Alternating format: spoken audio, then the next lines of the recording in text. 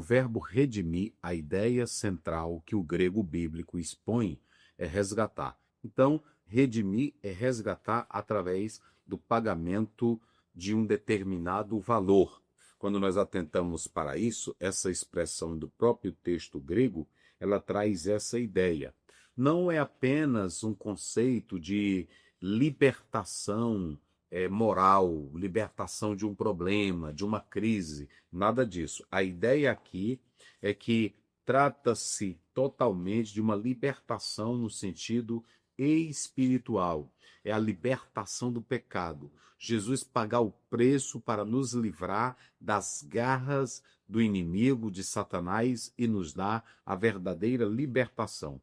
E aqui, quando você usa esse verbo redimir, bíblica e teologicamente, há uma ideia da substituição, que é esse o sentido que o próprio texto quer passar para nós. Então, entenda que quando nós trazemos para o contexto bíblico e teológico esse verbo redimir, ele expressa algumas coisas. Em primeiro lugar, o Pai trabalhando pela nossa redenção, o Filho concretizando o projeto do Pai e o Espírito Santo aplicando a obra da salvação.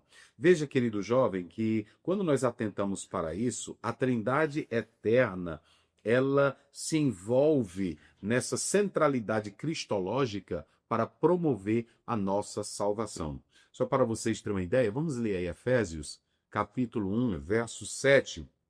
O apóstolo São Paulo, ele traz claramente a conclusão objetiva e explícita do que a obra da redenção do Calvário em Cristo Jesus efetuou em nós. Efésios 1, 7. Isso. Nele temos a redenção por meio do seu sangue, o perdão dos pecados de acordo com as riquezas da graça de Deus. Tá vendo? Nele temos o Perdão dos pecados. O que mais?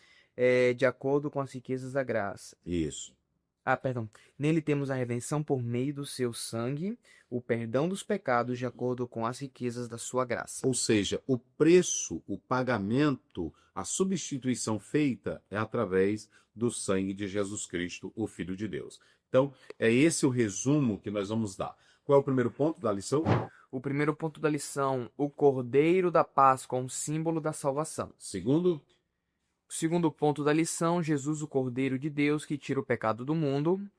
E, por último, redenção e reconciliação por meio da obra salvífica de Cristo. então nós temos dois textos. Nós vamos fazer a leitura primeiro de Êxodo, não é isso? Sim. Que vai do verso 1, me parece, ao 11, é isso? Do 1 ao 7 e pula para o 11. Pronto, vamos lá. Diz assim: O Senhor disse a Moisés e a Arão no Egito: Este deverá ser o primeiro mês do ano para vocês. Digam a toda a comunidade de Israel que no 10º dia deste mês todo homem deverá separar um cordeiro ou um cabrito para a sua família, um para cada casa. Se uma família for pequena demais para um animal inteiro, deve dividi-lo com o seu vizinho mais próximo conforme o número de pessoas e conforme o que cada um puder comer. O animal escolhido será macho de 1 ano, sem defeito, e pode ser cordeiro ou cabrito. Guardem-no até o 14º dia do mês, quando toda a comunidade de Israel irá sacrificá-lo ao pôr do sol. Passem então um pouco do sangue nas laterais, nas vigas superiores das portas das casas nas quais vocês comerem um animal. Aí o versículo 11. Ao comerem, estejam prontos para sair, cinto no lugar, sandália nos pés e cajado na mão. Comam apressadamente, esta é a Páscoa do Senhor. Veja que quando ele vai tratar desse ato da redenção, o autor da lição, querido jovem, ele vai pegar um episódio, uma narrativa do Velho Testamento como o Cordeiro da Páscoa, que é um símbolo que vai se reportar posteriormente à pessoa de Cristo Jesus. Em 1 Coríntios 5:7, Paulo diz: Cristo é o nosso Cordeiro Pascal. Ou seja, então, quando ele diz que Cristo é o Cordeiro Pascal, nós temos dentro do Velho Testamento símbolos, tipos que apontavam para a pessoa de Cristo Jesus. Razão pela qual o primeiro ponto diz o Cordeiro da Páscoa, símbolo da salvação. Não é que aquele cordeiro de Êxodo 12, como estamos lendo aqui, ele tinha um aspecto soteriológico. Não. Mas as exigências do cordeiro para que fosse sacrificado, a aplicação do sangue e a proteção, tudo isso estava apontando para a pessoa de Cristo Jesus. o Filho de Deus, que vai ser o Cordeiro perfeito que tirará o pecado da humanidade. Em Êxodo 12, dentro dessa narrativa histórica, nós temos, querido jovem, querida irmã, nós temos um confronto existente que Deus trava com Faraó.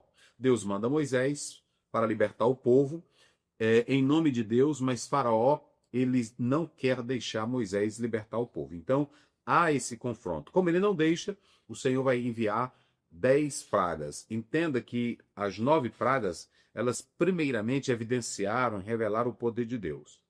O poder de Deus. Mas a última praga, ela revela um poder de juízo.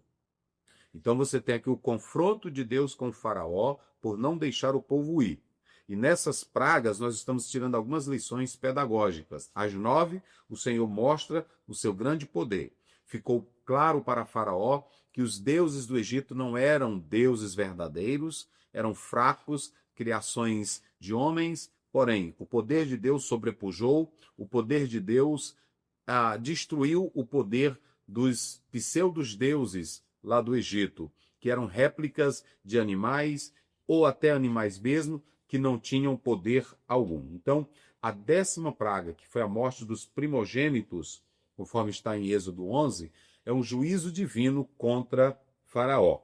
Assim, Deus vai instituir a Páscoa. E para essa instituição da Páscoa foi solicitado um cordeiro. O que isso significa, pastor Zéu? Através de Êxodo 12, nós temos alguns elementos, tanto exegéticos como hermenêuticos, que falam sobre a razão dessa instituição da Páscoa. A Páscoa dos israelitas não era a Páscoa do coelhozinho, do ovozinho, do comércio. Era o livramento da nação de Israel do poder de Faraó. Então, essa Páscoa, eu já expliquei aqui, Pessah, que é poupar ou passar por cima. Nós sabemos que a casa que tinha o sinal do sangue do cordeiro que foi imolado traria proteção, traria vida e traria também a libertação. Então, o Pessah, a Páscoa, é passar por cima. A ideia aqui é poupar. Como Deus haveria de mandar o juízo contra o Egito, contra Faraó, então Deus vai proteger o seu povo. O anjo passaria por cima da casa, mas pouparia aquela que tivesse o sangue do cordeiro, a marca do sangue.